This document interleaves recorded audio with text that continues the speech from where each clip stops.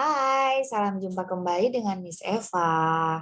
Kali ini akan membahas tentang materi SMP kelas 2 atau kelas 8. Bagi yang tahu koordinat kartesius, nah hari ini ya, dan ini akan Miss jelaskan mengenai dasar-dasar koordinat kartesius untuk memudahkan adik-adik semuanya lebih lancar lagi mempelajari materi ini. Tapi sebelumnya, seperti biasa, jangan lupa untuk like, comment, share, and subscribe. Ditunggu ya. Oke, kalau begitu kita langsung saja. Apa sih koordinat kartesius? Nah, kalau mendengar kata koordinat, ternyata koordinat itu adalah gabungan X dengan Y. Apa ini maksud dengan X adalah sumbu yang melintang ya dari timur ke barat atau horizontal atau yang disebut absis ya. Jadi sumbu X itu disebut dengan sumbu absis. Sementara sumbu yang berdiri itu atau yang vertikal disebut sumbu Y atau ordinat.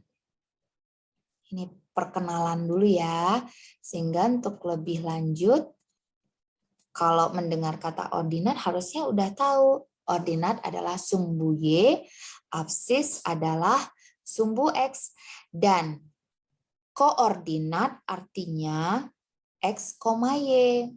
Ya. Nah, di sini berarti kita sudah tahu ya, ada dua sumbu X dan sumbu Y. Di tengah-tengah, titik perpotongannya ini disebut titik 0,0.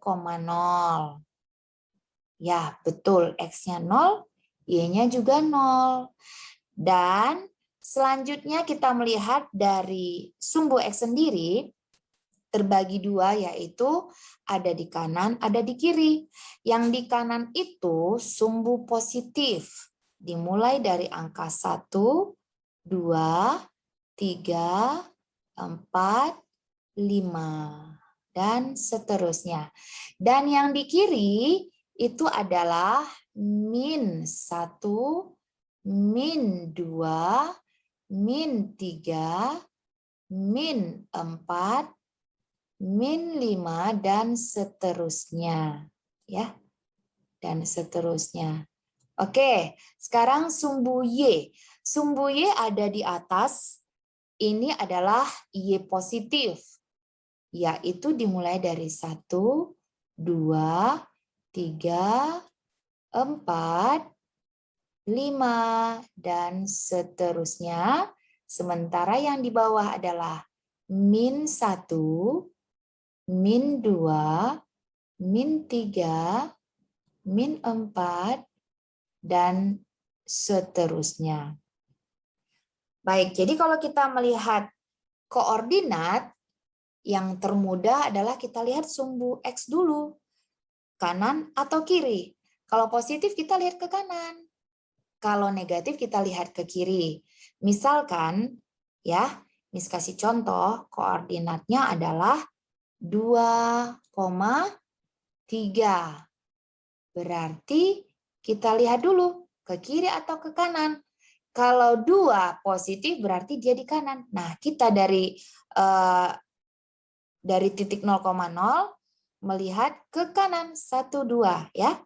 Terus 3 itu positif juga. 3 itu berarti sumbu Y. Ke kanan, ke bawah atau ke atas ya. Jadi kanan kiri, atas bawah, selalu begitu. Berarti kalau positif yaitu ke atas ya, tadi di 2 ya. Lalu ke atas 3. Nah, di sini dia. Iya, di sini dia ya. Inilah dia koordinat kalau kita menamainya sebagai titik A, maka kita buat di sini juga titik A-nya. Kita namakan. Oke, kemudian, nah kalau dia di titik B dengan koordinat -2,3, kita lihat -2 ke kiri atau ke kanan? Karena negatif ke kiri, kita melangkah ke kiri. Ya, Kemudian 3 itu atas atau bawah? Atas kan? Ya kita langkah ke atas. Disinilah titik P. Nah, bagaimana kalau titik C yaitu min 2, min 3. Nah, min 2 berarti kiri atau kanan? Kanan atau kiri? Kiri atau kanan? Kiri dong ya. Oke, min 2 di sini. Lalu atas atau bawah? Negatif berarti ke bawah. Disinilah dia. Ini adalah titik C. Kemudian bagaimana dengan titik D apabila dia punya koordinat 2, min 3. Kok semakin miring tulisannya ya? Oke, baiklah kita mulai dari X-nya kiri atau kanan. Karena positif dia kanan, lihat ke kanan. Min 3 atas atau bawah? Karena dia negatif berarti ke bawah. Di sini dia. Ini adalah titik D. Nah, begitu. Sehingga kalau kita sudah membuat koordinat yang benar, biasanya akan dipertanyakan adalah bangun yang akan dibentuk oleh koordinat tersebut. Coba siapa yang tahu ini bangun apa ya? Coba dihubungkan ya, dihubungkan. Ya, betul. Ini ternyata adalah bangun persegi panjang. Kita ikuti ini begini. Tapi karena bencong-bencong, belum begitu sering latihan ya buat garis lurus, jadilah dia persegi panjang agak tidak karuan ya. Tapi tidak masalah, yang penting udah pada ngerti. Beginilah cara menentukan sebuah titik apabila koordinatnya diketahui. Untuk selanjutnya, bagaimana lagi untuk menentukan kuadran? Ya, oke, kuadran itu ada 4 di sini. Kuadran itu adalah ruangan di dalam sumbu koordinat.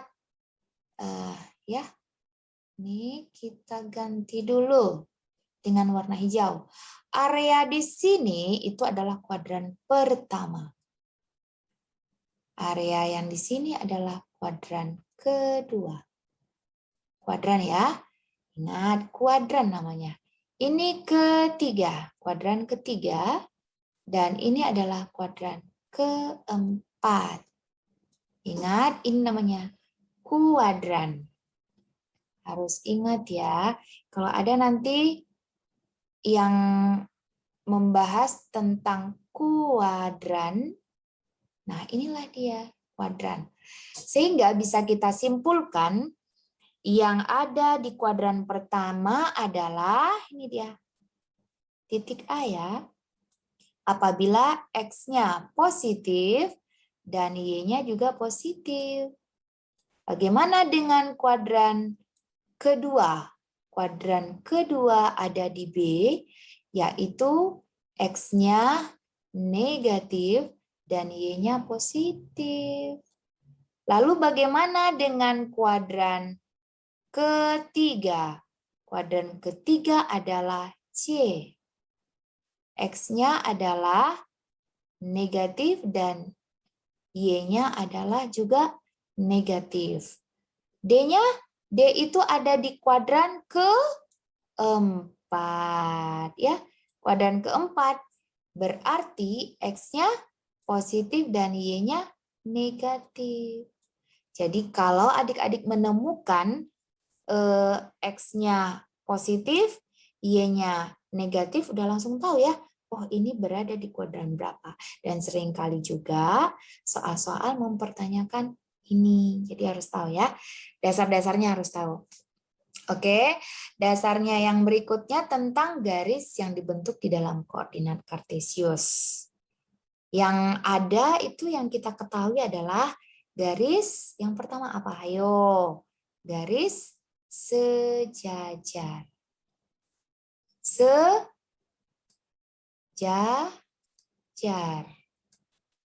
Lalu yang kedua adalah garis tegak lurus. Tegak lurus.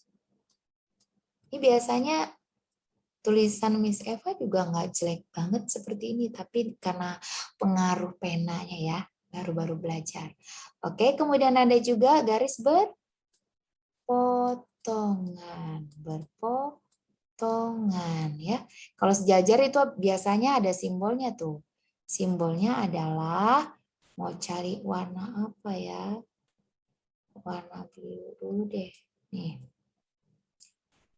Sejajar itu seperti ini. Aduh, miring dia ya. Kemudian tegak lurus ini seperti ini. Ya, berpotongan. Hilang A-nya ya. Oke. A-nya hilang. Ditambahin. Iya. Oke, kita kembali ke hitam lagi. Iya. Kita akan lihat dia berpotongan kan seperti ini ya. Nah, begitu. Jadi, inilah dasar-dasar koordinat kartesius. Apabila adik-adik ada yang mau mempertanyakan, silakan bisa berikan komentar di kolom komentarnya ya. Kalau begitu, semoga materi ini dapat bermanfaat buat adik-adik yang membutuhkan. Dan salam sehat selalu dari Miss Eva. Terima kasih. Bye-bye.